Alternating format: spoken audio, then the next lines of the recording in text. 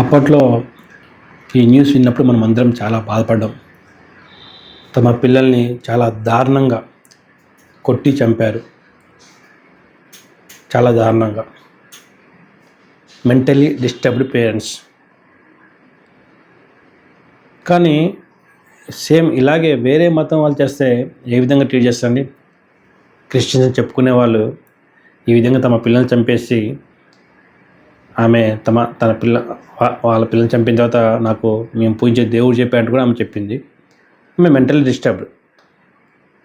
అదేవిధంగా ఎవరన్నా క్రైస్తవం చెప్పిన వాళ్ళు ఆ విధంగా చంపిన తర్వాత వాళ్ళు కూడా ఆ విధంగా మాట్లాడితే దాన్ని ఎలా చూస్తారండి? హోల్ క్రిస్టియానిటీని దూషిస్తారు, యేసుప్రభుని ఇష్టం దూషిస్తారు. ఒకసారి ఆలోచించండి. ఇప్పుడు వీళ్ళు మెంటల్లీ డిస్టర్బ్ పీపుల్ వాళ్ళ పిల్లల్ని చంపారు, మూర్ఖత్వం చంపారు. అదే మూర్ఖత్వంతో ఒకవేళ అలాంటిది క్రిస్టియానిటీ జరిగితే మాత్రము దాన్ని క్రిస్టియానిటీకి ఆపాదిస్తారు.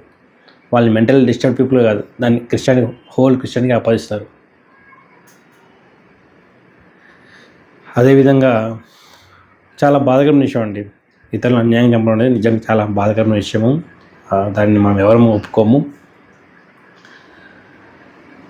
ఒక అబ్బాయి తన తల్లిని చాలా దారుణంగా చంపాడు.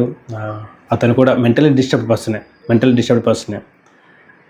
కానీ ఇదే ఇష్యూ వేరే రిలీజియన్లో జరిగితే దాన్ని ఏ విధంగా మీడియా పోర్ట్రే చేస్తుందండి? దాన్ని ఏ విధంగా మీడియా చూపిస్తుందండి? ఒకసారి ఆలోచించమని కోరుతున్నాం. ప్రశ్నించేటప్పుడు అందరినీ సమానంగా ప్రశ్నించాలి. ఈ విషయం రీసెంట్గా అయిన విషయం అందరూ తెలిసిందే. సిజేఐ గారి మీద షూ విసిరాడు. అతను నాకు దేవుడు చెప్పాడు, దేవుడు నాతో చేయించాడనేసి మాట్లాడుతున్నాడు. సేమ్ ఇలాగే ఒకవేళ చీఫ్ జస్టిస్ ఆఫ్ ఇండియా అతను బ్రాహ్మణ్ అయితే, షూ విసిరేసిన వ్యక్తి క్రిస్టియన్ లేకపోతే ముస్లిం అయితే దాన్ని ఏ విధంగా చూసేవారండి?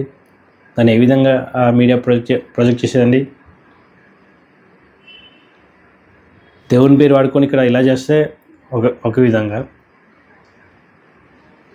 చాలా బాధాకరమైన విషయం. కాబట్టి ప్రశ్నించేటప్పుడు ఆల్ రిలీజన్స్ని ఎక్కడ తప్పున మనం ప్రశ్నించాలి. కానీ బయాస్గా ఉండడం అనేది చాలా బాధాకరమైన విషయం. ఇలాంటి సంఘటనలు ఏ రిలీజియస్ పీపుల్ చేసినా కానీ తప్పే. They must be condemned. ఇలాంటి సంఘటనలు చూసినప్పుడు చాలా బాధ అనిపిస్తుంది. కాబట్టి ప్రశ్నించేటప్పుడు every religion must be questioned and every person must be questioned.